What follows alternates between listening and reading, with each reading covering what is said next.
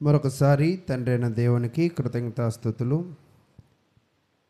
అదే విధముగా కూడి ఉన్న మీ అందరికీ కూడా మన ప్రభువును రక్షకుడినైన యేసుక్రీస్తు నామమున అందరికీ మరొకసారి వందనాలు తెలియజేస్తూ ఉన్నాను. కొద్ది నిమిషాలు మనము దేవుని వాక్యమును మనం ధ్యానించుకుంటూ ముందుకు వెళ్ళడానికి ప్రయత్నం చేద్దాం. అయితే ప్రియులారా, ఈరోజు మనము నేర్చుకునే వాక్యం ఏమిటి అంటే, అందరూ కూడా దీవింపబడాలి అన్న ఆలోచన ఉంటుంది. అయితే ఎంతమంది వరకే దీవింపబడతారు అనే విషయాన్ని మనం నేర్చుకుందాం. ఈ భూమి మీద ప్రతి ఒక్కళ్ళు కూడా నాకు మంచి జీవితం రావాలి అని ఆశ కలిగి ఉన్నవాళ్ళే. ఈ భూమి మీద ప్రతి ఒక్కళ్ళు కూడా నేను బాగుపడాలి అన్న ఆశ కలిగిన వాళ్ళే. ఆశ ఉన్న ప్రతి ఒక్కరికి కూడా వాళ్ళ కళ అనేది నెరవేరడం అనేది ఒక్కోసారి జరగని పని. నిజంగా చదువుకునే విద్యార్థులు మొదలుకొని వృద్ధాప్యంలో ఉన్నవారి వరకు ప్రతి ఒక్కరికి కూడా వాళ్ళ మనసులో కొన్ని కోరికలు ఉంటాయి, లేదా కొన్ని ఆశలు ఉంటాయి. చాలామంది అంటూ ఉంటాం, మీ యొక్క తాత చివరి కోరిక లేదా చివరి ఆశ ఇదేనా నువ్వు చెయ్యి అని అంటూ ఉంటాం. అయితే ఈరోజు నేను తెలియజేసే విషయం ఏమిటి అంటే, మనము సులభంగా దీవింపబడడం ఎలాగా అంటే, ఎవరు కూడా దీవింపబడాలి అని అనుకుంటారు, కానీ ఎలా జీవించినట్లయితే మనము తేలికగా దీవింపబడతాం, మనం ఏం చేసినట్లయితే మనము తేలికగా ఆశీర్వదింపబడతాము అనే విషయాలను మనం పరిశీలన చేద్దాం. ఈరోజు నేను నా కుటుంబము దీవింపబడాలి అని ఆశపడుతూ చాలామంది ప్రార్థనకు వస్తూ ఉంటారు. అయితే ప్రార్థనకు వచ్చే ప్రతి ఒక్కళ్ళు దీవింపబడతారా అంటే దీవింపబడరు. అయితే ప్రియులారా, మనము నేర్చుకోవాల్సిన విషయం ఏమిటి అంటే, ఆరాధనకు వచ్చి కూడా బూతులు మాట్లాడే సహోదరులు ఉన్నారు, ఆరాధనకు వచ్చి కూడా అసూయపడే సహోదరులు ఉన్నారు, ఆరాధనకు వచ్చి కూడా వాక్యానుసారంగా నడవని యొక్క సహోదరులు ఉన్నారు.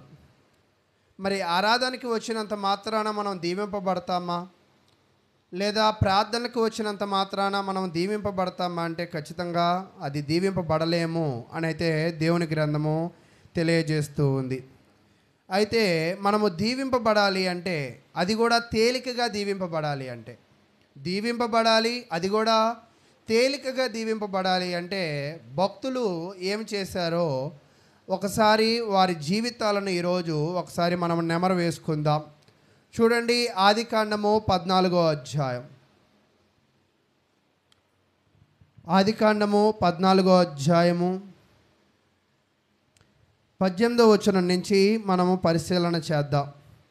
ఇక్కడ ఇద్దరు వ్యక్తులు ఉన్నారు. ఒక వ్యక్తి దీవించే వ్యక్తి, ఒక వ్యక్తి దీవింపబడుతున్న వ్యక్తి. అయితే వాళ్ళ జీవితాలను మనము పరిశీలన చేద్దాం. అక్కడ ఏం జరుగుతుంది సందర్భాన్ని. మరియు షాలేము రాజైన మెల్కీసెదెకు రొట్టెను ద్రాక్షారసమును తీసుకుని వచ్చెను. అతడు సర్వోన్నతుడగు దేవుని యాజకుడు. అప్పుడు అతడు అబ్రహామును ఆశీర్వదించి, ఆకాశమునకును భూమికిని సృష్టికర్తయును సర్వోన్నతుడైన దేవుని వలన అబ్రాము ఆశీర్వదింపబడునుగాక అనియు. ఇక్కడ మీరు తెలుసుకోవాల్సిన రెండు విషయాలు ఏమిటి అంటే, అబ్రహాము అనే ఒక వ్యక్తి ఉన్నాడు. నిజంగా బైబిల్ తెలిసిన వాళ్ళకి, క్రైస్తవులుగా జీవిస్తున్న వాళ్ళకి అబ్రహాము గురించి చాలా బాగా అవగాహన ఉంది. అబ్రహాము మీద అవగాహన ఉంది, కానీ అబ్రహాము క్రియలు మనము చూపించలేని పరిస్థితులు. అబ్రహాము ఆశీర్వదింపబడడానికి గల కారణం ఏమిటి అంటే, ఆయన జీవితంలో ఆయన భక్తి కోణాన్ని ఇక్కడ చూస్తూ ఉన్నాం. అబ్రహాము ఆయన యొక్క జీవితంలో ఒక యుద్ధము గెలిచాడు.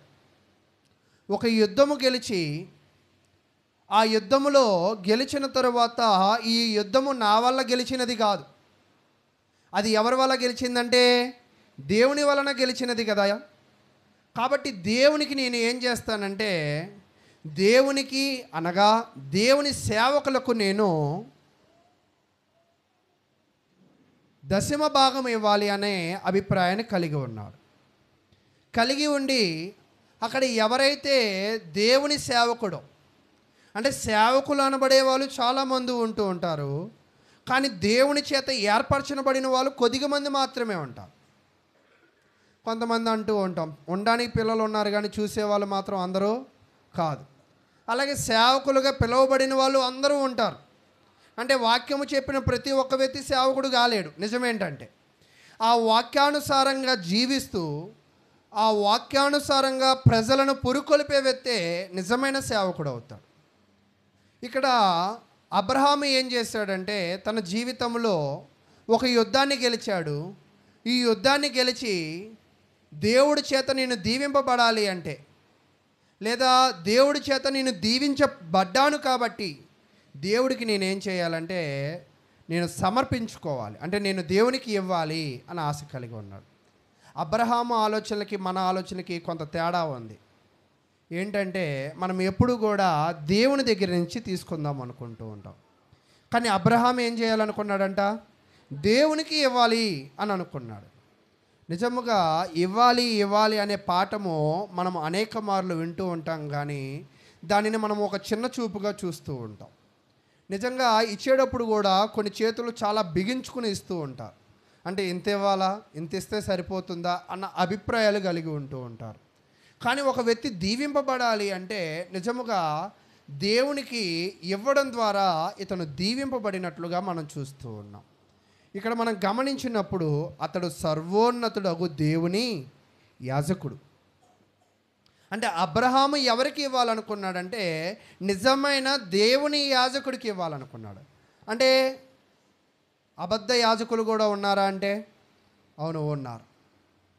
అంటే ఈరోజు మనం ఇచ్చేది కూడా సరైన విధముగా సరైనగా దేవుని పని చేసే వ్యక్తికి మనం ఇవ్వాలి. అప్పుడు నీవు నేను కూడా ఏమవుతామంటే ఆశీర్వదింపబడడానికి అవకాశం ఉంది. ఈరోజు దాచుకుంటే ఆశీర్వదింపబడతామని అనుకుంటాం, కానీ ఇక్కడ ఏం చెప్తున్నాడంటే అబ్రహాము దేవునికి ఇవ్వడానికి ఇష్టపడుతూ ఉన్నాడు. ఇచ్చిన తరువాత ఏం జరిగిందంటే 19వ వచనం, అప్పుడు అతడు ఎవరు?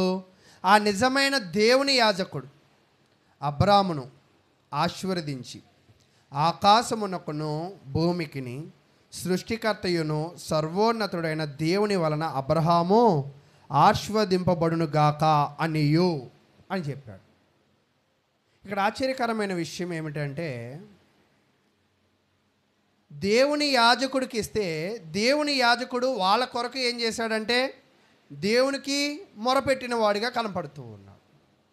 అంటే ఈరోజు మన కొరకు, మన కుటుంబము కొరకు, మన పనుల కొరకు, మన జీవన శైలి కొరకు సేవకుడు ఎంతలాగా ప్రార్థన చేస్తే, అది కూడా ఎలాంటి సేవకుడు? పర్టికులర్గా నిజమైన సేవకుడు ఎంతలాగా ప్రార్థన చేస్తే అంత ఎవరికి మేలు అంటే మనకి మేలు అని ఇక్కడ దేవుని వాక్యం అయితే తెలియజేస్తూ ఉంది.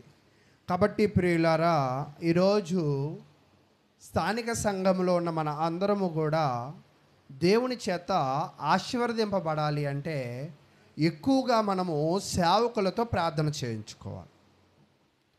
అది కూడా ఎలా చేయించుకోవాలంటే నిజంగా కొన్ని కుటుంబాలకు వెళ్తుంటాం, మరి ముఖ్యంగా వృద్ధులు. ఒక్కొక్కరి పేర్లు చెప్పడం కష్టం, కానీ నిజంగా అన్నీ ఉన్నవాళ్ళు ఇచ్చేదానికన్నా వృద్ధులు ఎక్కువ కానికిస్తారు. నిజమేంటంటే ఇది నిజం. అంటే వృద్ధులలో మరి వాళ్ళకి దేవుడు దీవిస్తాడు అనే ఆశ వాళ్ళకి బాగా ఉండిద్ది. ఈ ధనము వల్ల మాకేమీ కలగదు, అదే ఈ ధనాన్ని దేవుడికి ఇస్తే మాకు, ఈ ధనాన్ని నిజముగా దేవుని సేవకులకి ఇస్తే మాకు ఆశీర్వాదం అని భావిస్తూ ఉంటారు. నాకు తెలిసి నిజముగా మరి ఎక్కువ శాతము ఎక్కువ స్థానిక సంఘాలలో అన్నీ ఉన్నవాళ్ళ కంటే ఏమీ లేని వృద్ధులే ఎక్కువ కానుకిస్తూ ఉంటారు. ఏమీ లేని వృద్ధులే. అలా ఇవ్వడం వల్ల నిజముగా దేవుడు మరింతగా వాళ్ళని వారి కుటుంబాలను దీవించేవాడుగా ఉండడు. అన్నీ ఉండి దాచుకునే వృద్ధులు ఉంటారు, ఏమీ లేకుండా ఇచ్చే వృద్ధులు కూడా ఉంటూ ఉంటారు. వీటి ప్రతిఫలము వాళ్ళకి ఎప్పుడు అవుతుందంటే భవిష్యత్తు అర్థమవుతుందన్నమాట. అయితే ప్రియులారా 20వ వచనం చెప్తూ ఉన్నాడు, నీ శత్రువులను నీకు అప్పగించిన సర్వోన్నతుడగు దేవుడు స్తుతింపబడునుగాక అనియు చెప్పాను. అప్పుడు అతడు అన్నిటిలో ఇతనికి 10వ వంతు ఇచ్చాను అని చెప్తూ ఉన్నాడు. ఇక్కడ మీరు గమనించవలసిన విషయం ఏమిటి అంటే, ఒక వ్యక్తి ఆశీర్వదించే వ్యక్తి, అతను ఎవరంటే మెల్కీసెదెకు. ఒక అతనేమో ఆశీర్వాదము పొందుతున్న వ్యక్తి. ఇప్పుడు మీరు ఎప్పుడైనా గమనించినప్పుడు మన ఇంటికి ఒకవేళ కార్పొరేటర్ వచ్చాడు అనుకోండి, లేదా ఎమ్మెల్యే వచ్చాడు అనుకోండి, నీకేం కావాలో చెప్పు అని అంటామా మనం? మనల్ని ఎవరు అడుగుతారు? వాళ్ళు అడుగుతారు. ఎందుకని? మనకన్నా గొప్పవాడు కాబట్టి. అంతేనా? ఇక్కడ మెల్కీసెదెకు కూడా అబ్రహాము కంటే గొప్పవాడు. ఎలాగా? దేవుని యాజకుడు కాబట్టి. దేవుని యాజకుడి దగ్గర ఇతడు సమర్పించిన విధానమును బట్టి మెల్కీసెదెకు అతన్ని దీవించినట్లుగా మనం చూస్తూ ఉన్నాం. అయితే నేను మీకు ఒక 1970లో ఒక చరిత్ర జరిగింది.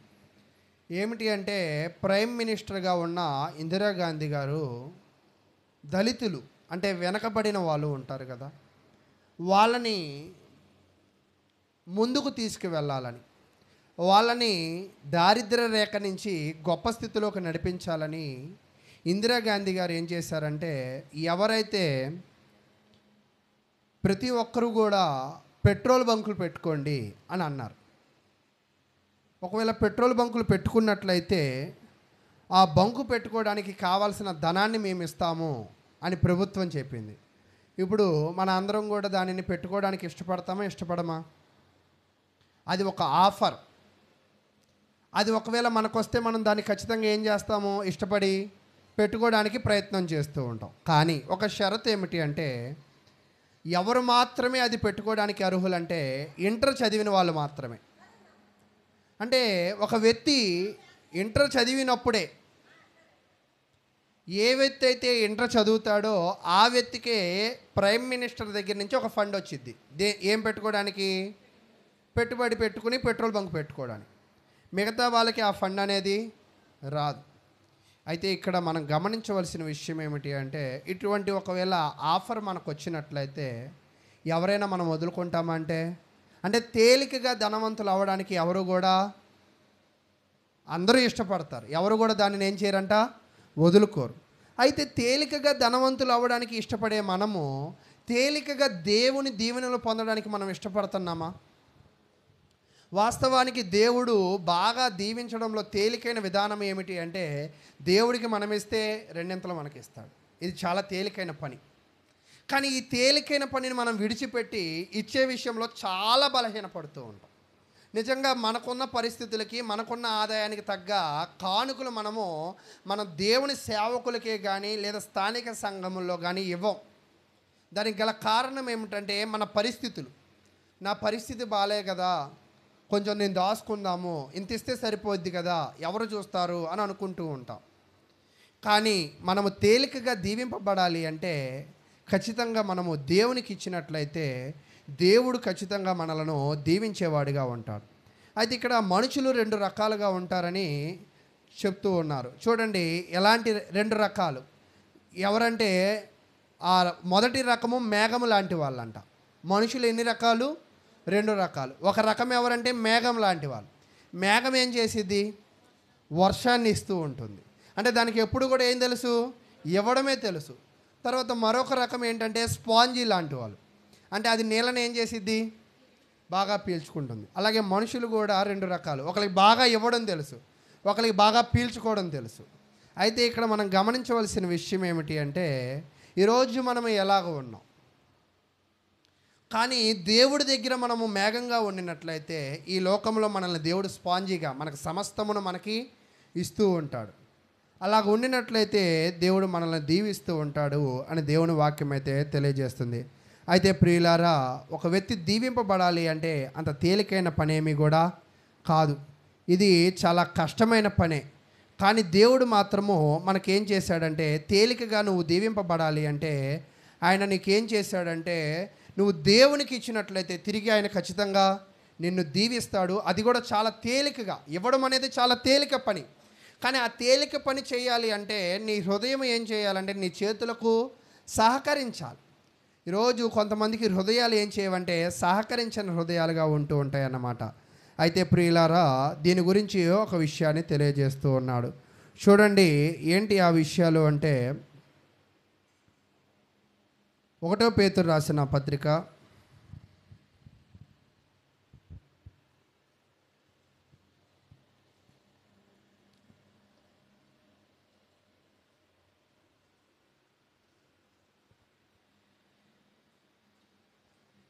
1 పేతురు రాసిన పత్రిక 2వ అధ్యాయము 21వ వచనాన్ని మనం పరిశీలన చేసుకుందాం. ఇందుకు మీరు పిలువబడితిరి, క్రీస్తు కూడా మీ కొరకు బాధపడి మీరు తన అడుగుజాడల యందు నడుచుకున్నట్లు మీకు మాదిరి ఉంచిపోయాను. అంటే యేసుక్రీస్తు ప్రభువారు అన్ని విషయాల్లో మనకి మాదిరి ఉంచిపోయాడు. నిజంగా యేసుక్రీస్తు ప్రభువారు కూడా ఏమైనా దేవునికి ఇచ్చారంటే, అవును, దేవునికి ఇచ్చాడు. ఏమి ఇచ్చాడంటే తన ప్రాణమునే దేవునికి ఇచ్చాడు. అంటే ఆయన ప్రాణము ఎందుకు ఇచ్చాడంటే, ఆయన ప్రాణము దేనికి ఇచ్చాడంటే తన తండ్రి కోరిక బట్టి. తన తండ్రి కోరుకున్నాడు కాబట్టి తన ప్రాణము సహితము కూడా ఎవరికి ఇచ్చేశాడంట? మన కొరకు అర్పించి వెళ్ళిపోయాడు.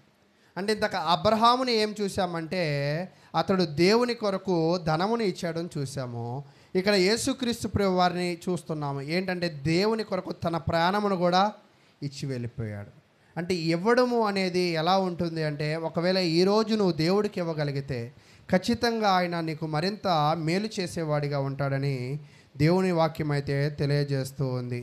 అయితే యేసుక్రీస్తు ప్రభువారు ఎలాగా తన ప్రాణమును కూడా మన కొరకు ఇచ్చి వెళ్ళిపోయాడో, దేవుని కొరకు ఇచ్చి వెళ్ళిపోయాడో, మనం ఈరోజు అదే మాదిరిలో అదే విధానంలో మనంతట మనమే దేవునికి ఇవ్వగలిగిన మనసు మనలో ఉన్నదా అనేది మనము పరిశీలన చేయాలి. ఇలా ఇవ్వాలి అంటే అది చాలా పెద్ద పోరాటము అంటే, ఇప్పుడు ఎప్పుడైనా మీరు ఎప్పుడైనా యుద్ధాలు చూసినట్లయితే ఒకవైపు శత్రువులు దండెడుతూ ఉంటారు. దాన్ని ఏం చేయాలి? ఒకవైపు ఆపుకోవాలి, మరొక వైపు ఏం చేయాలి? యుద్ధం చేస్తూ ఉండాలి. అలాగే ఈ క్రైస్తవ్యంలో కూడా ఇవ్వడం అనేది పెద్ద తేలికైన పని కూడా కాదు. ఒక రకంగా అది కష్టమైన పని. ఎలాగా అంటే, ఇటు మన పరిస్థితులను మెయింటైన్ చేసుకోవాలి, ఇటు దేవునికి ఇస్తూ ఉండాలి. ఈ రెండింటిని తెలుసుకోగలిగిన వాళ్ళే చాలా తేలికగా ఏం పొందుతారంటే దీవెనలు పొందుతారు. కొంతమంది ఏం చేస్తారంటే పరిస్థితుల్ని కంట్రోల్ చేసుకోలేక దేవునికి ఇవ్వడమే మానేస్తూ ఉంటారు. కొంతమందికి దేవునికి ఇవ్వాలి అంటూ ఇస్తూ పరిస్థితులను అబ్జర్వ్ చేసుకోరు. కానీ ఒక మనిషి ఎలాగ ఉండాలంటే పరిస్థితులను అబ్జర్వ్ చేసుకుంటూ దేవుడు కోరుకునే విధముగా దేవునికి మనం ఇస్తూ ఉండాలి. అంటే ఇవ్వడంలో కూడా ఒక విధానము అనేది ఉన్నది అని మనమైతే నేర్చుకునే వారిగా ఉన్నాం. అయితే ప్రియులారా, క్రైస్తవులమైన మనందరము కూడా దేవునికి ఎలాగ ఇవ్వాలి అంటే మన పరిస్థితులను బ్యాలెన్స్ చేసుకుంటూ, అంటే మన పరిస్థితులు ఎప్పుడూ కూడా దాని తగిన ధనాన్ని మనం ఉంచుకుంటూ దేవుడు కోరుకున్న విధంగా ఆయనకి ఇవ్వాలి. లేదా దేవుడు కోరుకున్న విధంగా దేవుడికి ఇచ్చి మిగతా ధనాన్ని మనం ఏం చేయాలంటే ఉంచుకునే వారిగా ఉండాలి. అయితే ఈరోజు దానిలో ప్రతి క్రైస్తవుడు కూడా విఫలమైపోతూ ఉన్నారు. దీనిని బాగా పాటించే వాళ్ళు ఎవరైనా ఉన్నారంటే అమెరికన్స్ ఒకవేళ మీరు పరిశీలన చేసినట్లయితే వాళ్ళు ఏం చేస్తారంటే ఒక ధనాన్ని పక్కన పెట్టేసి ఇది సేవ కొరకు ఇద్దాము అని డిసైడ్ అయిపోతూ ఉంటారు. అంటే మనం అనుకున్నట్టు ఒక 100, 200, 300, 400, 500 కాదు. అంటే వాళ్ళ ఆదాయం ఎలాగ ఉన్నదో దేవుడు ఏదైతే కోరుకుంటున్నాడో ఆ భాగం అంతా కూడా ఏం చేస్తారంటే పక్కన పెట్టేస్తారు. అలా పక్కన పెట్టిన తర్వాత వాళ్ళు పనులు చేసుకుంటారు. అప్పుడు దేవుడు వారి పనుల్లో ఏం చేస్తారంటే అభివృద్ధిని, సహాయాన్ని చేస్తూ ఉంటాడు. కానీ ఈరోజు మనము విఫలమైపోవడానికి గల కారణం ఏమిటి అంటే, మనం చేసే తప్పు ఏమిటంటే మన పనులను చూసుకొని మనం ఏం చేస్తామంటే దేవునికి ఇస్తూ ఉంటాం. కానీ భక్తులందరూ ఏం చేశారు? దేవునికి ఇచ్చిన తర్వాత మన పనులు చూసుకున్నారు. ఈరోజు నిజంగా పెద్ద పెద్ద ఆదాయాలు ఉంచుకుని, చాలా ధన సంపదలు ఉంచుకొని దేవునికి ఇవ్వడానికి చేతులు రాని వాళ్ళు కూడా ఉన్నారు. ఎప్పుడైతే దేవునికి ఇవ్వడానికి రాని చేతులు ఉంటాయో దేవుని దగ్గర నుంచి వాళ్ళు ఎన్నడూ కూడా ఏది గొప్ప వాటిని పొందలేరు. ఈరోజు నేను ఒక విషయాన్ని చెప్తాను. చూడండి, ఒక షాపింగ్ మాల్కి వెళ్ళినప్పుడు ఫస్ట్ ఫ్లోర్లో అంతా కూడా ఒక 500 రూపాయల తగ్గ బట్టలు ఉన్నాయి అనుకుందాం. రెండో ఫ్లోర్లో ఒక 1000 రూపాయలు బట్టలు ఉన్నాయని అనుకుందాం. మూడో ఫ్లోర్లో ఆ పైబడి ఎక్కువ క్వాలిటీ ఉన్న బట్టలు ఉన్నాయి అని అనుకుందాం. సహజంగా మనం ఎవరమైనా కూడా మన పరిస్థితులు ఎలాగున్నా కూడా క్వాలిటీ బట్టలు తీసుకోవడానికి ప్రయత్నం చేస్తూ ఉంటాం, అంతేనా?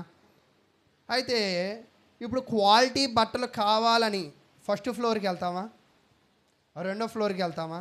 మరి ఏ ఫ్లోర్కి వెళ్తాం మనం ఎవరమైనా? మూడో ఫ్లోర్కే వెళ్తూ ఉంటాం. ఒకవేళ ఫస్ట్ ఫ్లోర్కి వెళ్ళి ఆ 500లోనే క్వాలిటీ కావాలని ఎంత ఎతికినా వస్తాయా? దురా. అంటే ఎంత పిండి ఉందో అంత ముద్దే వచ్చింది.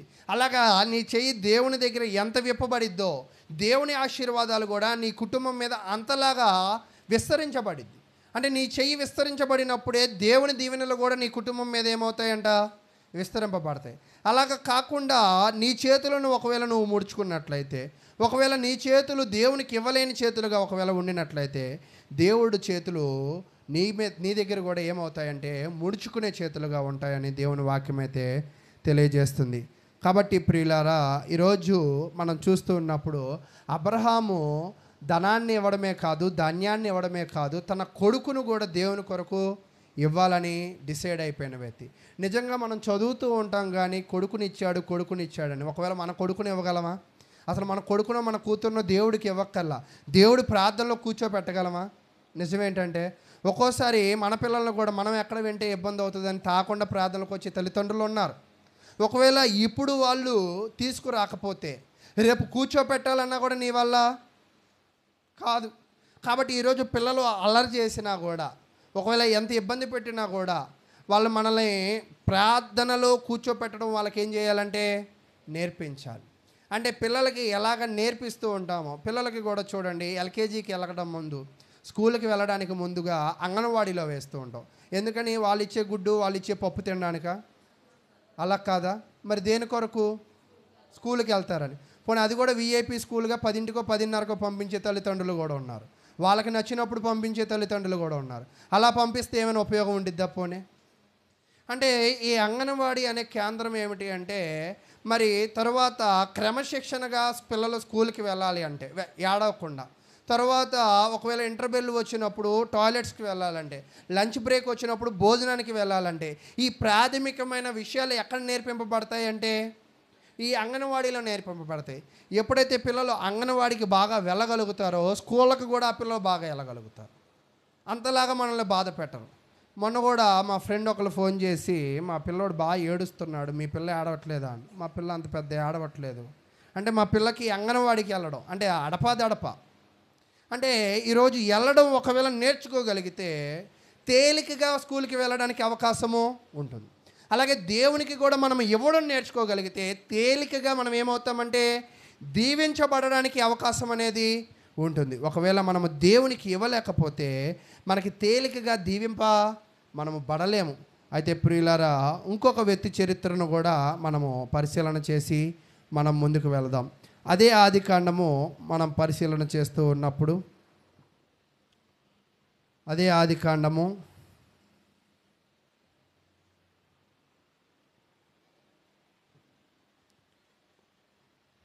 28వ అధ్యాయము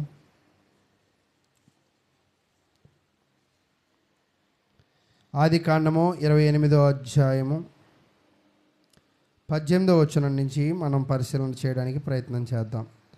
ఆదికాండము 28వ అధ్యాయము 18వ వచనం. పరలోకపు గవని ఇదే అనుకొనెను. తెల్లవారినప్పుడు యాకోబు లేచి తాను తలగడగా చేసుకొనిన రాయి తీసి దానిని స్తంభముగా నిలిపి దాని కొన మీద నూనె పోసెను. మరియు అతడు ఆ స్థలమునకు బేతేల్ అని పేరు పెట్టును. అయితే మొదట ఆ ఊరి పేరు లూజు. అంతేనా? అప్పుడు యాకోబు, నేను తిరిగి నా తండ్రి ఇంటికి క్షేమముగా వచ్చినట్లు. ఇక్కడ గమనిస్తున్నప్పుడు ఇద్దరు అన్నదమ్ములు ఉన్నారు. ఈ అన్నదమ్ముల మధ్యలో ఒక చిన్న సమస్య వచ్చింది. పెద్దోడు చిన్నోడిని ఎక్కడ చంపేస్తాడన్న భయంతో చిన్నోడు ఏం చేశాడంటే పారిపోయాడు. చిన్నోడు పారిపోయినప్పుడు ఒకవేళ బట్టలు పట్టుకునో లేదా ధాన్యాన్ని పట్టుకునో లేదా చెప్పులు వేసుకునో పారిపోయినట్లుగా ఎక్కడైతే లేదు, వెంటనే పారిపోయాడు. పారిపోయినప్పుడు ఒక స్థలంలో ఆగి ఆయన ఏం చేశాడంటే నిద్రపోయాడు. నిద్రపోయిన తర్వాత నిద్ర లేచిన తర్వాత అతను తలకి ఆధారం ఏం చేసుకున్నాడంటే ఒక రాయిని ఆధారం చేసుకున్నాడు. అంటే ఆ రాయిని ఆధారం చేసుకుని పడుకున్నాడు కదా, ఆ రాయిని అక్కడ నిలవబెట్టి అంటే పాతిపెట్టి ఇప్పుడు ఆ రాయిని ఏమంటున్నాడంటే బలిపీఠం అంటున్నాడు. ఇంతకుముందు దాని మీద నువ్వేం చేసావు, ఇప్పుడు ఆ రాయిని ఇప్పుడు ఏమంటున్నావు, దేవుని బలిపీఠంగా చూస్తూ ఉన్నావు. అంటే ఇక్కడ మీరు గమనించినట్లయితే తన హృదయము అలాగ దాన్ని ప్రేరేపించింది. అది నాకు సహాయము చేసి ఉన్నది కదా, దాని మీద నేను ఆధారపడ్డాను కదా. అంటే దేవుడి ఆధారము లేనిది ఏది నా దగ్గరికి రాదు కదా.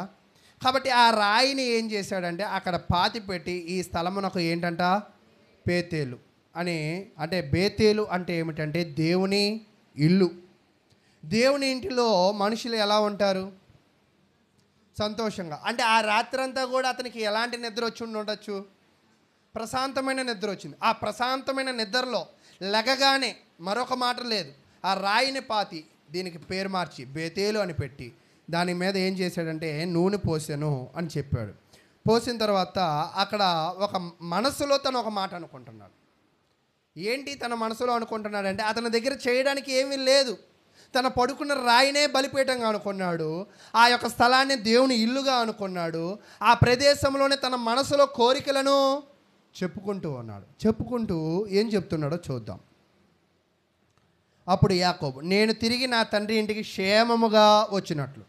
అంటే ఇప్పుడు నేను చాలా ఆందోళనతో, చాలా భయముతో, చాలా దిక్కు తోచని పరిస్థితుల్లో ఇంట్లో నుంచి వచ్చేసా. మరలా నా తండ్రి గారి ఇంటికి నేను వస్తే తిరిగి వచ్చినట్లు దేవుడు నాకు తోడై ఉండి నేను వెళ్ళుచున్న ఈ మార్గములో నన్ను కాపాడి తినుటకు ఆహారమును ధరించుటకు వస్త్రములను నాకు దయచేసిన ఎడల యెహోవా నాకు దేవుడై ఉండెను. మరియు స్తంభముగా నేను నిలిపిన ఈ రాయి దేవుని మందిరమగును. మరియు నీవు నాకు ఇచ్చిన యావత్తులో 10వ వంతు నిశ్చయముగా నీకు చెల్లించదనని మ్రొక్కుకొనెను. ఇక్కడ మీరు గమనించినప్పుడు 10వ వంతు దేవునికి ఇవ్వాలనే ఆజ్ఞ వచ్చింది ఎప్పుడు? మీరు ఎప్పుడైనా పరిశీలన చేశారా? దేవునికి దశమ భాగం ఇవ్వాలి అన్న ఆజ్ఞ వచ్చింది ఎప్పుడు? మోషే కాలంలో. అంటే యాకోబు ముందే పుట్టాడా, మోషే ముందు పుట్టాడా? యాకోబే ముందు పుట్టాడా? మరి యాకోబు కూడా దశమ భాగమే ఇస్తా అంటున్నాడు, మరి దేవుడు ఏం చెప్పలేదు కదా, ఎలాగిస్తా అంటున్నాడు? వాస్తవానికి పాత నిబంధన కాలంలో అంటే పూర్వీకుల పితరుల కాలంలో దేవునికి వాళ్ళు వారి యొక్క లోకానుసారమైన ఆచారము ప్రకారం అందరూ కూడా దేవునికి ఏం చేసేవాళ్ళంటే 10వ వంతు ఇచ్చేవాళ్ళు. దానిని ఆధారం చేసుకుని అబ్రహాము 10వ వంతు ఇచ్చాడు. ఇక్కడ యాకోబు కూడా 10వ వంతు ఇస్తానని చెప్తున్నాడు. ఎప్పుడు ఇస్తాడంటే అది కూడా, అయ్యా నేను ఇంట్లో నుంచి వచ్చేసా కదా, మరలా నేను ఇంటికి క్షేమంగా వెళితే ఇస్తా. ఇంట్లో నుంచి వచ్చేసా కదా, నాకు తినడానికి ఏమీ లేదు కదా, ఆ తినడానికి నాకు ఆహారం వస్తే, నేను వేసుకోవడానికి బట్టలు ఇస్తే, నువ్వు నాకు అన్ని విషయాల్లో తోడుగా ఉంటే నేను నీకేమి ఇస్తానంట, 10వ వంతు ఇస్తాను అని చెప్తున్నాడు. అంటే ఇక్కడ యాకోబు వెండి బంగారములు భూమి పేరు ప్రతిష్టలు సౌందర్యములు ఇవి అడగట్లా. ఏమడుగుతున్నాడు? మీకు ఈ మాట చూస్తుంటే మత్తయి సువార్త 6వ అధ్యాయం 33వ వచనంలో అక్కడ ఒక విషయం గుర్తు రావాలి. ఏంటో చెప్పగలరా? మత్తయి సువార్త 6వ అధ్యాయం.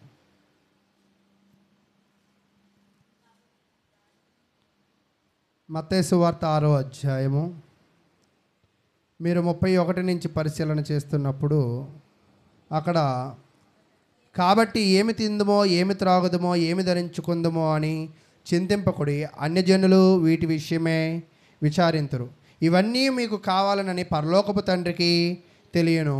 కాబట్టి అంటే ఇక్కడ దేవుడికి తన బిడ్డలకు ఏ సమయంలో ఏది ఇవ్వాలో ఆయనకి బాగా తెలుసు. అది ఇచ్చేదాకా మనం ఏం చేయాలంటే ఓపిక పట్టేవారిగా ఉండాలి. ఇచ్చిన దానిలో మనం ఏమవ్వాలంటే ఆనందపడేవారుగా ఉండాలని దేవుని వాక్యం అయితే తెలియజేస్తుంది. ఇక్కడ యాకోబు కూడా ఇతను అడిగింది ఏంటంటే క్షేమాన్ని అడిగాడు. తన ప్రయాణంలో ఏం కోరుకున్నాడంట? మొదట క్షేమమును అడిగాడు, తర్వాత తోడును అడిగాడు, తర్వాత రక్షణను అడిగాడు, తర్వాత ఆహారాన్ని అడిగాడు, తర్వాత వస్త్రాలను అడిగాడు. ఈ 5 ఇప్పుడు ఇతని దగ్గర ఉన్నాయనా లేవనా? లేవు. నా దగ్గర ఏమీ లేవయ్యా నీకు ఇవ్వడానికి. అయితే నేను ఏదైతే ఆధారం చేసుకున్నానో ఈ రాయినే పాతి, దీని సాక్షిగా నేను నీతో మాట్లాడుతున్నా. ఏమని అంటే, ఇప్పుడు నా దగ్గర ఏమీ లేవు కదా, ఒకవేళ నా వసతులను నువ్వు ఇవ్వగలిగితే, వసతులు నువ్వు నాకు ఇవ్వగలిగితే నేను నీకు 10వ వంతు ఇస్తానని చెప్తున్నాను. ఈరోజు నిజముగా దేవుడు ప్రతి మనిషికి కూడా, యథార్థముగా జీవించిన ప్రతి వ్యక్తికి కూడా కావాల్సిన వసతులను ఖచ్చితంగా ఇస్తాడు. కానీ ఈ వసతులను తీసుకున్న వ్యక్తి దేవునికి ఇవ్వాలన్న మనసు వాళ్ళల్లో రావడం లేదు. ఈరోజు అడిగేటప్పుడేమో పెద్ద లిస్ట్ చెప్తారు, ఇచ్చేటప్పుడు అంతే లిస్ట్ ఉండిద్దా? అంత లిస్ట్ రాదా? ఇప్పుడు ఎప్పుడైనా ఒకవేళ 2 సేవకులు వస్తున్నారు అనుకుందాం, 2 బాటిళ్ళు కావాలనుకుందాం, ఇప్పుడు ఎన్ని తెస్తారు? పోనీ మీరెన్ని తెచ్చారు? ఇద్దరికి 2 తెస్తారు. ఎవరు? మీరేనా అన్నే తెస్తారు, నేనేనా అన్నే తెస్తాం. సరే, ప్రశ్న మరొక రకంగా మాట్లాడతాం. వరదల సమయంలో వాంబే కాలనీలో వాటర్ ప్యాకెట్లను అన్నాలు ఇస్తూ ఉన్నారు. మేము ఒక 4-5 సార్లు వెళ్ళాం. అయితే ఒక మనిషికి ఒక బస్తా సరిపోయిద్ది అని అనుకుందాం. కానీ ఒక్కొక్క మనిషి ఒక 3-4 బస్తాలు పట్టుకుపోయాడు. ఎందుకంటారు? మళ్ళా ఎలా అవసరపడిద్దో చూడండి. ఇచ్చేటప్పుడేమో కరెక్ట్గా తీసుకెళ్తాం, కానీ తెచ్చుకునేటప్పుడు మాత్రం ఎగస్ట్రా తెచ్చుకుంటాం. అంటే మన కొరకు వచ్చేపాటికి ఏం చేస్తాం? ఎగస్ట్రా తెచ్చుకుంటాం. ఇచ్చేటప్పుడు మాత్రం కరెక్ట్గా ఇస్తూ ఉంటాం అన్నమాట. మీరు ఎప్పుడైనా, మేము కూడా కాయల వ్యాపారం చేసినప్పుడు 12 కాయలు వేసిన తర్వాత ఒక కాయ ఇవ్వయ్యా తింటాం అంటారు. ఆ 12లో ఒకటి ఒలుసుకొని తినచ్చుగా. మరలా మందే పీకాలి. మళ్ళీ అక్కడ ఉన్న ద్రాక్ష గుత్తులు ఒకటి పీకుతుంటారు, కడుపు రగిలిపోతూ ఉంటుంది అన్నమాట అమ్మేటప్పుడు. అంటే నిజంగా జనాలు ఎలాగ ఉంటారంటే, తీసుకునేటప్పుడేమో పక్కాగా ఉంటారు, ఇచ్చేటప్పుడేమో అంత పక్కాగా ఉండరు. కానీ ఇక్కడ యాకోబు దేవుణ్ణి అడిగాడు కదా, అడిగేటప్పుడు ఎలా పక్కాగా ఉన్నాడో తిరిగి ఇచ్చేటప్పుడు కూడా అదే పక్కాగా ఉన్నాడు. నిజంగా చూడండి, మా ఆవిడికి బాగాలేదు, మా అమ్మకి బాగా, మా నాన్నకి బాగా, మా పిల్లలు బాగుండాలి, ఇన్ని కోరికలు అడుగుతాం కదా.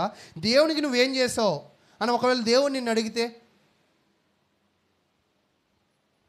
అబ్రహాము అయితే తన ఆదాయంలో 10వ భాగం ద్రాక్షారసముని ఇచ్చాడు, తర్వాత రొట్టెలు ఇచ్చాడు, తర్వాత 10వ భాగంలో పరిస్థితులను ఇచ్చాడు. అయితే 20 సంవత్సరాల తర్వాత యాకోబు 76-77 ఏళ్ళ వయసులో ఉన్నప్పుడు రాయిని పాతాడు కదా.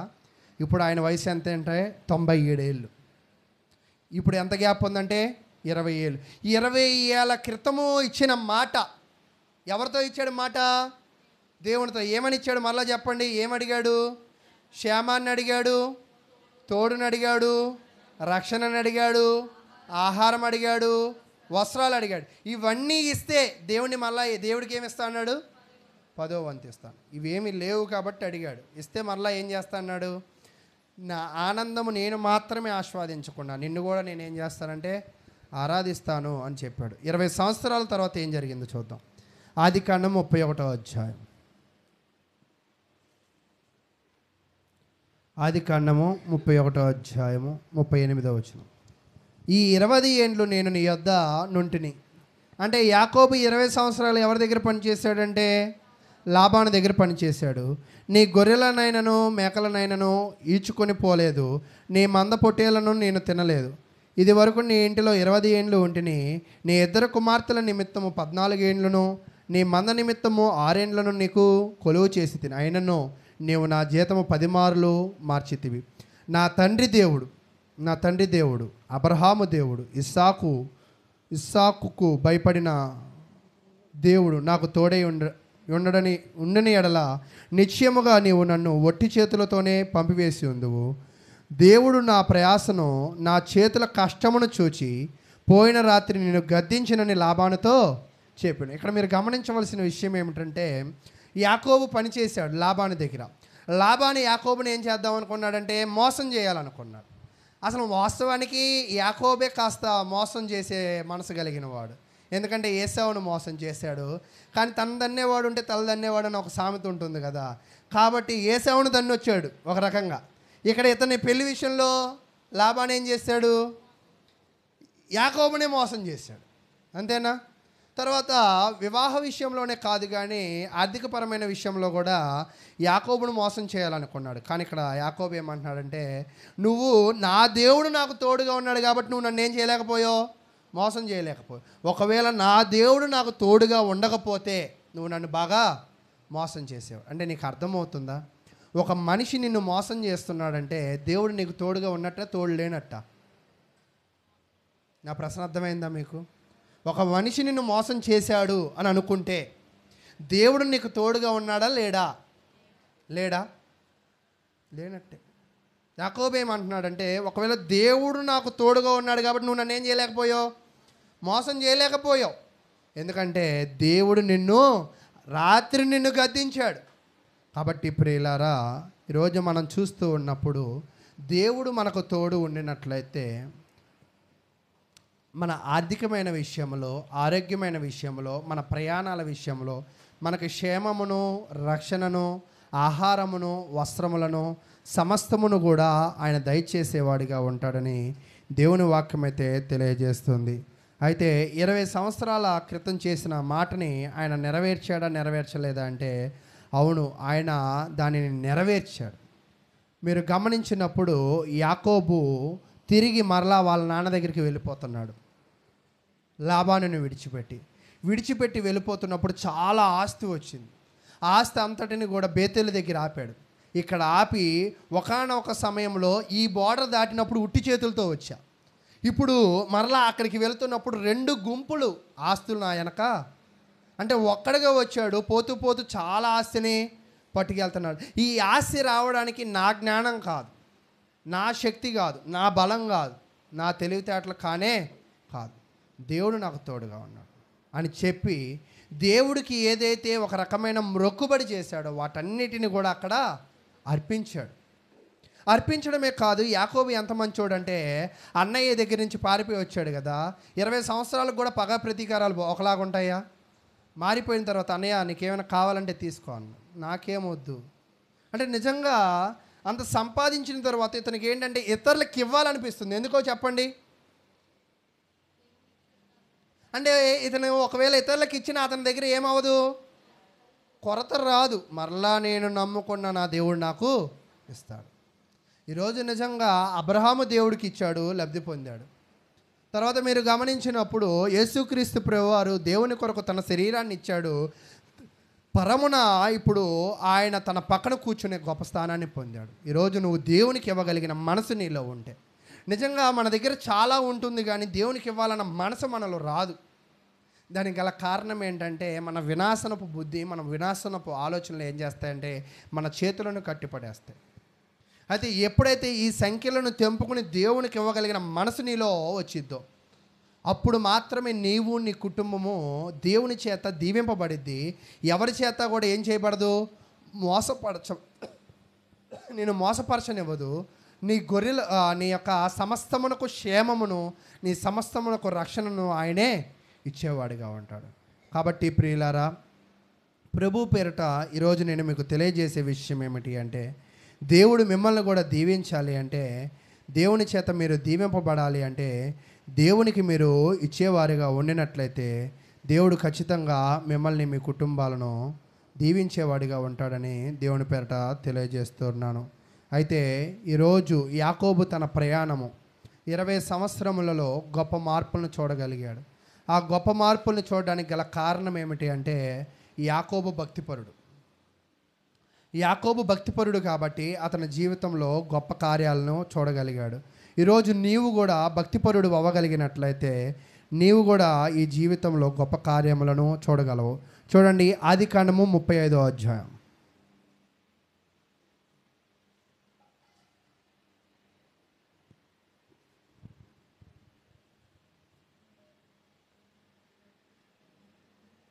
ఒకటో వచనం నుంచి, దేవుడు యాకోబుతో నీవు లేచి బేతేలుకు వెళ్ళి అక్కడ నివసించి నీ సహోదరుడైన ఏసావు ఎదుటి నుండి పారిపోయినప్పుడు నీకు కనబడిన దేవునికి అక్కడ బలిపీఠమును కట్టమని చెప్పగా, యాకోబు తన ఇంటి వారితోనూ తన యొద్దనున్న వారి అందరితోనూ మీ యొద్దనున్న అన్య దేవతలను పారవేసి మిమ్మును మీరు సూచిపరుచుకుని, అంతేనా? మీ దాంట్లో కూడా ఉంది, మీ వస్త్రములను మార్చుకునుడి, మనము లేచి బేతేలునకు వెళ్ళుదము. నా శ్రమ దినమున నాకు ఉత్తరం ఇచ్చి నేను వెళ్ళిన మార్గమున నాకు తోడై ఉండిన దేవుని బలిపీఠమునకు అక్కడ కట్టిదనని చెప్పి 20 సంవత్సరాల కిందట ఏ దేవుడైతే నాకు సహాయం చేశాడో దానిని అప్పటికి కూడా గుర్తుపెట్టుకుని అదే స్థలానికి తాను, తన కుటుంబము, తన కలిగిన మొత్తము కూడా ఎక్కడికి వచ్చారంట?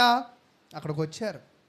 ఈరోజు నీవు, నీ కుటుంబం ఎందుకు దేవుని మందిరం రావాలంటే ఈ వారమంతా దేవుడు కాపాడాడు అన్న మనసు నీలో ఉంటే నువ్వు రావాలి.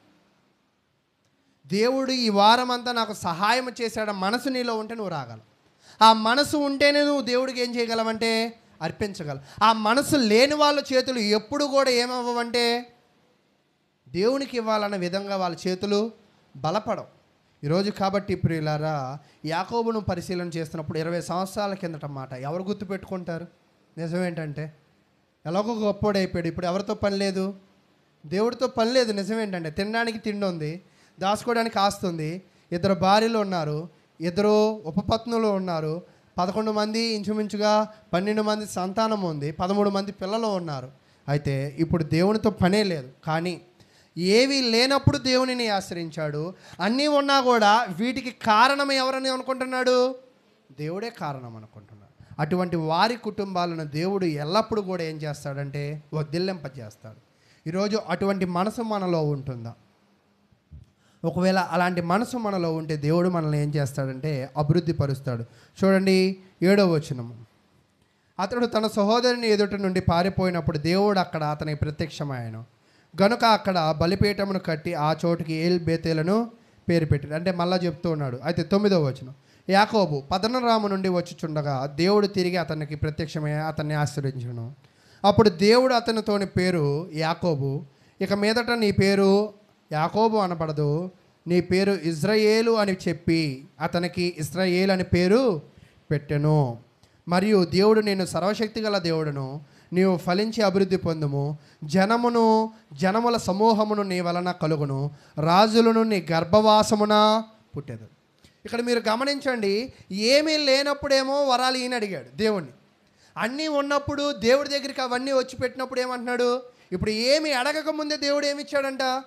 నీ కడుపులో ఒక పనికిమాలినోళ్ళు పుట్టరు, నీ కడుపులో ఒక బలహీనులు పుట్టరు, నీ సంతానం ఏమవుతారంటే అభివృద్ధి పొంది నీ గర్భములో మరి జనముల సమూహము కలుగును అని చెప్తున్నాడు. అయితే ఇక నీ పేరు ఏమవ్వదంట? ఇశ్రాయేల్ కాదు, నీ పేరు ఏంటంట? ఇంకా అంతేనా? యాకోబు కాదు. మీరు బాగానే వింటున్నారు. అయితే ఇక్కడ ఏం చేశాడంటే యాకోబు పేరుని ఏం చేశాడు? ఎందుకంటారు? ఈరోజు అందుకే చాలామంది బాప్తిసం పెట్టుకున్నప్పుడు నిజంగా వాక్యం తెలియని వాళ్ళందరూ కూడా తెలియనప్పుడు వచ్చి అడగాలి. కానీ జనాలు ఎలాగున్నారు? పేరు మార్చరా? గతంలో మా పాస్టర్ గారు మార్చారు, గతంలో మా పాస్టర్ గారు తెల్లగొడ్డ కప్పారు, గతం గతం గతం గతం అంటారు. గతంలో నువ్వు తలకి రంగు వేసుకునేదాని కాదు, గతంలో నువ్వు సన్నగా ఉన్నావు, ఇప్పుడు అలాగ ఉన్నావంటే ఎప్పుడు గతంతో పోల్చడం కాదు, వాక్యంతో పోల్చడం నేర్చుకోవాలి. అయితే ఇక్కడ ప్రియులారా, యాకోబు పేరు ఎందుకు మార్చాడంటే ఆ పేరు తన తప్పుటి సంకేతాన్ని అందిస్తుంది. యాకోబు అనే పేరుకి అర్థం ఏమిటంటే మోసగాడు. ఇశ్రాయేలు అనే పేరుకి అర్థం ఏంటంటే దేవుడు తోడే ఉండును, దేవుని ప్రజలు అనే పేరుతో అర్థం అనేది వస్తూ ఉంది. ఈరోజు మీరు గమనించారా? దేవునికి ఇచ్చిన తర్వాత ఆయన మరింత ఆశీర్వదింపబడ్డాడు. దేవునికి ఇచ్చిన తర్వాత తన నామకరణం అనేది మారింది.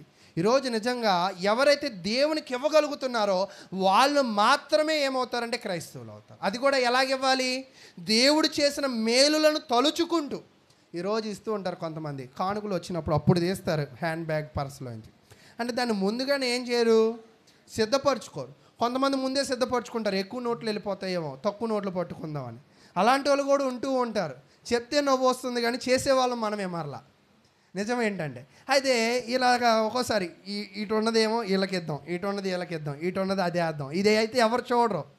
ఈ పాస్టర్ గారికి ఈ నోటు ఇచ్చామనుకో మన స్టేటస్ ఆయనకి అర్థమవుతూ ఉంటుంది అని అనిపిస్తుంది. ఇక్కడ దేవుడు ఆరాధన ఇచ్చినప్పుడు ఇతను స్టేటస్ చూడాల. ఇతడు తన కుటుంబానికి ఏం నేర్పించాడంటే ఖాళీ చేతులతో వచ్చినప్పుడు ఈ స్థలంలో దేవుడు నాకు ప్రత్యక్షమయ్యాడమ్మా, దేవుడిని నేనేం అడిగానంటే క్షేమమును అడిగాను, రక్షణను అడిగాను, తర్వాత ఆహారమును అడిగాను, వస్త్రాన్ని అడిగాను, అవన్నీ నాకు ఇచ్చాడు. ఇప్పుడు నేను 20 ఏళ్ళ తర్వాత అవన్నీ సమృద్ధిగా ఉండొచ్చా అన్నాడు. మరలా దేవుడు ప్రత్యక్షమై ఏం చేశాడంటే మరొక వరాన్ని ఇచ్చాడు. ఈరోజు నిజంగా చూసారా, దేవునికి ఇస్తే మీరు మరలా మరింతగా ఏమవుతారంటే ఆశీర్వదింపబడేవారిగా ఉంటారు. ఇది ఎవరి కోసం? మీ సేవకుడి కోసమో, లేదా మీ సేవకుడు బాధపడతాడనో ఇవ్వడం కాదు. మీరు దేవుడు చేసిన మేలులు తలుచుకుంటూ నువ్వు ఇవ్వాలి. అలా ఇవ్వగలిగిన హృదయం నీకు ఉండినట్లయితే దేవుడు మరింతగా నిన్ను, నీ కుటుంబాన్ని అయితే దీవిస్తాడు. దీవించడమే కాదు, 12వ వచనంలో చెప్తున్నాడు, నేను అబ్రహామునకు ఇస్సాకునకు ఇచ్చిన దేశము నీకు ఇచ్చిదను, నీ తర్వాత నీ సంతానమునకు నీ దేశమును ఇచ్చిదనని అతనితో చెప్పాను. అంటే ఇంతక కొంతలో నమ్మకంగా పనిచేసావు కదా, కాబట్టి నీకు మరింత ఎక్కువ ఇస్తున్నా. ఇంతకుముందు ఒక ప్రాంతంలో గొర్రెలను ఇచ్చాడు, ఒక ప్రాంతంలో భార్యలను ఇచ్చాడు, ఒక ప్రాంతంలో ఆస్తిని ఇచ్చాడు. ఇప్పుడు దేశం అంతా కూడా నీకే ఇస్తాను. మరి వీళ్ళ సంతానమే తర్వాత 20 లక్షల కాలబలమైంది. ఈ యాకోబు సంతానమే తర్వాత యేసుక్రీస్తు పుట్టడానికి కారకము అయింది. అంటే ఈ యాకోబు ఇంత భక్తిగా ఉన్నాడు కాబట్టి తన జీవితంలో అంత అభివృద్ధిని చూడగలిగా. ఈరోజు మన బిడ్డలు కూడా భక్తిగా ఉండాలి అంటే వాళ్ళకి ఇలా చిటికి వేస్తే భక్తి రాదు. నిజంగా చిటికి వేసి భక్తి తండి, పోను ధూపం వేస్తండి, కొంతమంది పోను నిమ్మకాయ వేస్తండి, పోను ఉప్పు కారాలు వేస్తండి. అంటే మన బిడ్డలలో ఆ భక్తి కనపడాలి అంటే అది తేలికగా రాదు. అది ఎవరు నేర్పించాలంటే మనం నేర్పించాలి. యాకోబు నేర్పించాడు, అమ్మా ఇదిగో ఈ స్థలంలో వచ్చా, ఖాళీ చేతులతో వచ్చి ఈరోజు సమృద్ధిగా వచ్చానంటే అది నా గొప్పతనమేమీ కాదు. నిజంగా ఇంత తగ్గింపు మనలో ఉందా? ఈరోజు మనకేదో చిన్న చిత్తగా ఒక ఉద్యోగమో ఒక ఆస్తితో కలిగితేనే ఈరోజు మనం మాటలు మారిపోతాయి. అదేదో ఒక పాట, నా స్టైల్ మారింది, నా రూట్ మారింది అన్నట్టుగా డబ్బు కలిగితే మారిద్ది. అలాగా ఈరోజు మనం ఉంటూ ఉన్నాం. కాబట్టి ప్రియులారా, మనకు కలిగిన దానిని బట్టి నువ్వు దేవుణ్ణి ఆరాధిస్తే నిన్ను మరింతగా దీవిస్తూ ఉంటాడు. కాబట్టి ప్రతి ఇంట్లో ఎందుకు నెల ప్రార్థన చేసుకోవాలి, ఎందుకు సేవకుడు ప్రార్థన చేయాలి, ఎందుకు మీరు దేవుడు చేసిన మేలును ధ్యానించాలి అంటే ఇదే కారణం అని తెలియజేస్తూ నేను ముగిస్తూ ఉన్నాను.